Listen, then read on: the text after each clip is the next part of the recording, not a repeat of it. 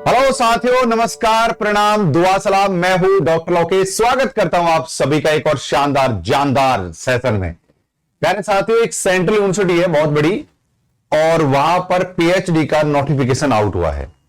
उस यूनिवर्सिटी के संबंध में आपके बहुत सारे सवाल रहते हैं, तो आज के इस वीडियो में थोड़ा लंबा वीडियो होने वाला है, लेकिन मैं तमाम सभी टॉपिक्स पर बात करूंगा। और इसके अलावा मैं आपको बता दूं कि मैंने खुद ने पीएचडी किया है, तो मुझे खासकर पीएचडी और हायर एजुकेशन का जो मेरा निजी अनुभव है उसके आधार पर मैं आपकी मदद करता हुआ चलूंगा। अब ये सेंट्रल यूनिवर्सिटी कौन सी है, क्या ये आपके लिए मान्य है या नहीं मान्य है, इन तमाम चीजों का जिक्र आज के सेशन में मैं करने वाला हूं। तो सबसे पहले वीडियो को लाइक कर दीजिए और चैनल को कर लीजिए सब्सक्राइब, और अब हम बात करते हैं ए से लेकर जेड तक स्टेप बाय स्टेप। ठीक है साथियों, शुरुआत करते हैं।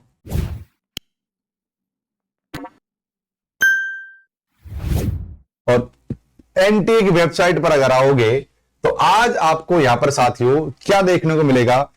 पब्लिक नोटिस 5 दिसंबर को ये आया था। रीड मोर पर क्लिक करूंगा तो ये साथियों इग्नू का ये नोटिफिकेशन सामने आएगा। अब इससे संबंधित मैं वीडियो नहीं बनाता, पर एक कारण हो गया वीडियो बनाने का, तो आज हम उसी कारण को समझते हुए आगे बढ़ता। देखो भाई साहब, कारण क्या है? कारण यह है कि इससे संबंधित बहुत सारे सवाल आपके मन में चल रहे थे और आप लोग बार बार ये कह रहे थे कि क्या ये यूनिवर्सिटी जो इग्नू से पीएचडी करना क्या वैलिड रहेगा, क्या असिस्टेंट प्रोफेसर बनने में कोई समस्या आएगी, ऐसे तमाम चीजें। अलावा फॉर्म कैसे फिल किया जाता है, ऐसे तमाम सारे सवालात मुझे कमेंट्स के माध्यम से अलग अलग मंच से मिल रहे थे। तो मैंने क्यों ना यार एक डिटेल वीडियो बनाया जाए और सभी चीजों के बारे में खुलकर बात की जाए। तो हमारे सामने जो इस समय डिस्प्ले हो रहा है वो साथियों 5 दिसंबर 2021 को आया हुआ एक पब्लिक नोटिस है, जिसमें स्पष्ट तौर पर कहा गया साथियों इग्नू यानी Indira Gandhi national open university IGNOU में जो पीएचडी का नोटिफिकेशन है उसको यहां पर जारी कर दिया गया है। अब डेट क्या है, फॉर्म कैसे फिल करेंगे, तमाम चीजों पर हम प्रकाश डाल लेते हैं। देखिए भाई साहब, आपकी डेट है 5 तारीख से लेकर 22 तारीख तक आपके फॉर्म भरे जा रहे हैं, यानी 22 तारीख आपके फॉर्म भरने की लास्ट डेट है। मैं प्रपोजल के बारे में भी बात करूंगा कि प्रपोजल बनेगा या नहीं बनेगा, नेगेटिव मार्किंग है या नहीं है, पूरा प्रोसेस क्या है, इसका मतलब पूरा पैटर्न क्या है, सिलेबस में क्या आएगा, ये सब चीजों पर हम आज एक लंबी चर्चा करने वाले हैं। तो ये आपको साथियों यहां पे नोटिफिकेशन देखने को मिल रहा होगा, ये वेबसाइट पर ही आपको देखने को मिल जाएगा। अच्छा, अगर इस पर हम क्लिक करेंगे तो किस किस सब्जेक्ट के बारे में बात करेंगे ये हम एक बार देख लेते हैं, और फिर हम सब्जेक्ट की उस पर चलेंगे, क्या सिलेबस है, किस किस तरीके से सीटें आई है, कितने सब्जेक्ट में क्या सीट है, उन सब पर बात करेंगे। सबसे पहले साथियों एंथ्रोपोलॉजी जो आपको यहां पर दिखाई दे रहा होगा, फिर इसके बाद में पॉलिटिकल साइंस, उसके बाद में साथियों chemistry, geography, life science, mathematics, commerce, management, education, women studies, और यहां पर साथियों environmental science, tourism, computer science, law, nursing, ऐसे बहुत सारी चीजें आपको अलग अलग प्रकार के सब्जेक्ट यहां पर देखने को मिल रहे होंगे। इंग्लिश, संस्कृत, उर्दू, हिंदी और चाइल्ड डेवलपमेंट, ऐसे कोर्सेज मिल रहे हैं जिसके माध्यम से आप यहां से पीएचडी कर सकते हो। अब कितनी कितनी सीटें आई है, कहां कहां क्या क्या आया है, चलिए एक बात इसको भी समझ लेते हैं। ये है साथियों ignu.nta.ac.in एक वेबसाइट है, इस पर हम लोग जंप कर जाते हैं और ये वेबसाइट साथियों आपको यहां पर दिख रही होगी। इस वेबसाइट में आपको यहां से रजिस्ट्रेशन करना है। तो अगर आप चाहते हो कि किस प्रकार से फॉर्म भरे जाते हैं, अगर आप चाहते हो कि किस प्रकार से फॉर्म भरे जाएंगे, अगर मैं आपको स्टेप बाय स्टेप बताऊं तो इस वीडियो के बाद एक वीडियो और बना दूंगा जिसमें मैं आपको स्टेप बाय स्टेप सारी चीजें समझा दूंगा। तो आप लोग कमेंट्स करके बताइए कि मैं आपको ऐसा वीडियो बना दूं जिसमें मैं आपको स्टेप बाय स्टेप सारी चीजों को बताता चलूं। अगर आप ऐसा चाहते हो तो एक बार मुझे कमेंट्स करके आप बतला दीजिए। ये है प्यारे साथियों हमारे सामने पूरा इसका लेखा चिट्ठा, जिसमें सारी चीजें बतला रखी है, कौन सी चीज कहां पर अवेलेबल है। तो सबसे पहले इंडेक्स में अगर हम देखेंगे तो चलिए आगे बढ़ते हैं, देखेंगे तो डेट वगैरह लिख रखी है कि कब यहां पर डेट होने वाली है। अब यहां पर सबसे पहले हमको पता लग गया कि फीस क्या होने वाली है साथियों। फीस होने वाली है, ध्यान से देखिए, फीस होने वाली है साथियों, जनरल कैटेगरी की 1000 रुपए की फीस भरी जाएगी, और आप ST SC या थर्ड जेंडर हैं तो आपको 800 रुपए फीस यहां पर आपकी फॉर्म फिल करते हुए लगने वाली है। ध्यान रहे साथियों, इसमें अगर आप किसी भी प्रकार का कोई करेक्शन करना चाहोगे तो वो उसके लिए 24 से लेकर 26 दिसंबर तक 2 दिन विंडो अलग से आपकी खुलने वाली है। अगर डेट ऑफ एग्जामिनेशन की बात करें तो 30 जनवरी 2022 को इसकी एग्जाम लगने वाली है। तो ज्यादा समय नहीं है, तुरंत से ही इसकी एग्जाम होने वाली है। अब मैं सिलेबस के बारे में बता दूंगा, चिंता मत करिए। जनवरी 2022 को इसकी एग्जाम लग जाएगी। अब ड्यूरेशन ऑफ एग्जामिनेशन कितने होने वाला है आपको साथियों, 3 घंटे का ये पेपर होने वाला है। अब 3 घंटे में क्या क्या आएगा ये सब चीजें मैं आपको बतला दूंगा।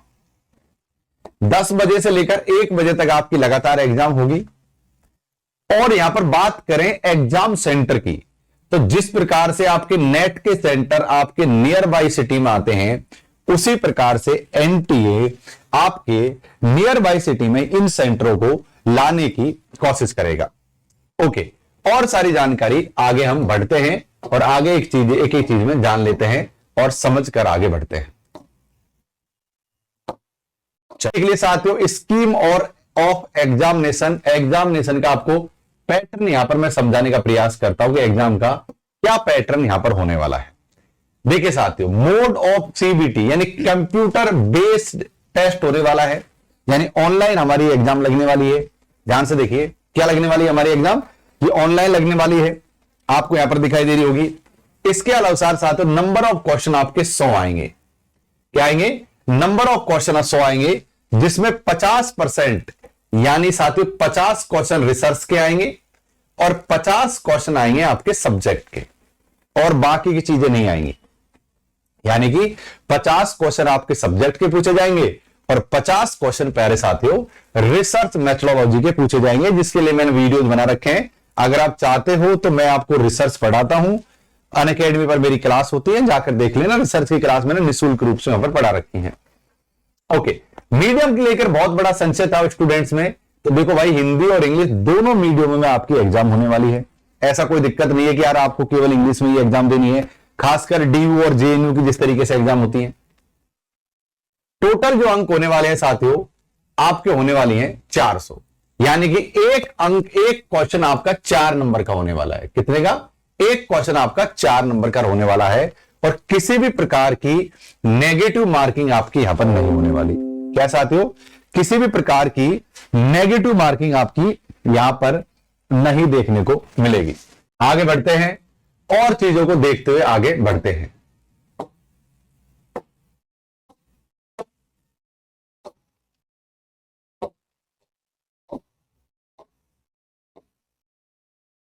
आगे हम सिलेबस के बारे में बात करने वाले हैं, जो आगे हम कर लेंगे। नेगेटिव मार्किंग किसी भी तरीके की नहीं है, जो हमने थोड़ी देर पहले देख ली थी। अब हम बात करते हैं एलिजिबिलिटी क्राइटेरिया क्या होने वाला है। चलिए एलिजिबिलिटी क्राइटेरिया के बारे में बात करते हैं। देखो, आपको सबको पता है, सीधा सा फॉर्मूला है। अगर आपके पास MA में अगर आप सामान्य वर्ग से हैं तो आपको 55% होने जरूरी है, मतलब PG करते समय। अगर आप ST SC OBC या नॉन क्रीमिनल OBC में हो तो आपको 50% कम से कम आपकी यहां पर आवश्यकता है। बस इस चीज को यहां पर ध्यान दीजिए। ये देखो 50% इन, अगर ये चीज, अगर ये अंक आपके नहीं है तो काम नहीं बनेगा। यानी कि साथियों आप जनरल कैटेगरी से संबंधित हैं तो आपको 55% की आवश्यकता है। अगर आप सामान्य वर्ग से संबंधित हैं तो आपको 50% की आवश्यकता तो पड़ेगी ही पड़ेगी, कम से भी कम एग्जाम को क्वालिफाई करनी, मतलब तभी एलिजिबल हो आप, अन्यथा कोई मतलब ही नहीं है। एंट्रेंस टेस्ट की बात करें प्यारे साथियों, तो एंट्रेंस टेस्ट होगा यहां पर, और एंट्रेंस जो आपको ये किस तरीके से, मतलब कितने चरणों में क्या होगा इसमें दिख करेंगे ना आपको यहां पर कि सिलेक्शन प्रोसेस क्या है। सबसे पहले एंट्रेंस टेस्ट होगा, इसमें आपके कितने नंबर आएंगे, है ना। हाँ, एक बात ध्यान लिखो इसमें लिख रहा कि at least 50% mark in entrance, 45% caste हो, वो देखो। हाँ ये भाई ये बात और ध्यान सुनिए कि अगर आप जनरल कैट सामान्य वर्ग से हैं तो आपको टेस्ट में कम से भी कम 50% लाने पड़ेंगे, तब आप इंटरव्यू के लिए क्वालिफाई होंगे। और अगर आप ST SC OBC non creamy layer हैं तो आपको 45% टेस्ट में लाने पड़ेंगे, तब जाकर आप एलिजिबल रहोगे टेस्ट के लिए। यानी कि ये चीजें आपके लिए बहुत ज्यादा जरूरी हैं, ध्यान रखनी है कि आप कहीं सोचोगे यार हाँ कुछ भी आ जाए, लेकिन टेस्ट में आपको इतना अंक आपका आएगा तो आपको एलिजिबल इंटरव्यू के लिए माना जाएगा। उसके बाद में साथियों इंटरव्यू आएगा, जिसमें क्या करना है आइए इसके बारे में बात कर लेते हैं। इंटरव्यू में क्या करेंगे, इसमें साथियों आपका इंटरव्यू और सिनॉप्सिस, आपको क्या है आपने यार सिनॉप्सिस देना पड़ेगा, आपको सिनॉप्सिस को प्रेजेंट करना पड़ेगा। यहां पर आपको एक प्रपोजल बनाना पड़ेगा, एक टॉपिक डिस्कस करना पड़ेगा, जिस भी टॉपिक पर आप काम करना चाहते हो उस टॉपिक को यहां पर हमको डिस्कस करना पड़ेगा। रिवीजन के बारे में तो आप तो जानते हो, रिजर्वेशन के बारे में तो कि किसको कितना परसेंटेज मिला है उससे कोई मतलब यहां पर बात नहीं है, चाहो तो एक बार देख लीजिए। अब हम बात कर लेते हैं choice of city exam centre. जैसे कि मैंने पहले बताया था, एग्जाम सेंटर की चॉइस के लिए आपको कोई चिंता कोई आवश्यकता नहीं है। एग्जाम सेंटर प्यारे साथियों आपके नियर बाई सिटी में ही देखने को मिलेंगे, तो उसकी कोई दिक्कत वाली बात नहीं है। तो प्यारे साथियों अब हम बात कर लेते हैं कि कितनी सीट किस सब्जेक्ट में आई हुई है, यानी वैकेंसी कितनी है। इसके अलावा साथियों आपको एलिजिबिलिटी क्राइटेरिया क्या है, यह सब चीज देख लेते हैं, लेकिन हमको सबसे ज्यादा देखना है कि हमारी वैकेंसी कितने सब्जेक्ट में कितनी की आई है। यहां पर साथियों अगर पॉलिटिकल साइंस की बात करें तो जनरल की 7 है, एससी की 1 है, एसटी की कोई नहीं है, ओबीसी की 3 है, ईडब्ल्यूएस की 1 है, टोटल 12 है। ये पीडीएफ का लिंक मैं नीचे डिस्क्रिप्शन में डाल दूंगा, आप चाहो तो डाउनलोड करके डायरेक्ट खुद भी देख सकते हो। उसी तरह केमिस्ट्री की नजर आप दौड़ा लीजिए, आप अगर आपका सब्जेक्ट है तो देख लीजिए। ज्योग्राफी की देख लीजिए साथियों, एसटी की कोई सीट नहीं है, जनरल की 5 है, ओबीसी की 1 है। लाइफ साइंस की अगर आप देख लीजिए तो यहां पर जनरल की 3 है, एसटी की कोई नहीं, ओबीसी की 1 है, ईडब्ल्यूएस की भी कोई यहां पर सीट नहीं है। आप देख पा रहे होगे मैथ में भी एसटी कोई सीट नहीं, जनरल की 3 सीट है, ओबीसी की 1 है, ईडब्ल्यूएस की भी कोई सीट यहां पर नहीं है। तो यहां पर अपने अपने सब्जेक्ट को देख लीजिए और यहां पर आपको दिख रहा होगा साथियों वैकेंसी कितनी कितनी है आपके सब्जेक्ट में। ओके, तो आप अपना सब्जेक्ट देख लीजिए, बहुत सारे सब्जेक्ट की आई है, मैं धीरे धीरे स्क्रॉल कर रहा हूं, जहां पर भी आपको आपका सब्जेक्ट दिखाई दे और उसको आप अपने यहां पर नोट कर लीजिएगा। ये इग्नू में ये हालत है साथियों, सीट कम है। अब मैं बताने वाला हूं कि रेगुलर मोड पर एक पीएचडी होगी या फिर किस तरीके के मोड पर पीएचडी होगी। चलिए साथियों, अच्छा एक बात जरूरी है, वीडियो अभी तक लाइक नहीं किया तो वीडियो को लाइक कर दो, चैनल अगर सब्सक्राइब नहीं किया तो चैनल को सब्सक्राइब कर दो। मेरे साथ इग्नू में ये है कि अगर आपके पास ज्यादा समय है नहीं, आपका सब्जेक्ट पर आपकी अच्छी पकड़ है, तो आप आराम से पीएचडी में एडमिशन ले पाओगे। अब सबसे जरूरी बात कि भाई क्या घर बैठकर पीएचडी कर पाएंगे? नहीं। इग्नू एक ओपन विश्वविद्यालय है, लेकिन जो पीएचडी का जो कोर्स होता है वो रेगुलर मोड पर होता है।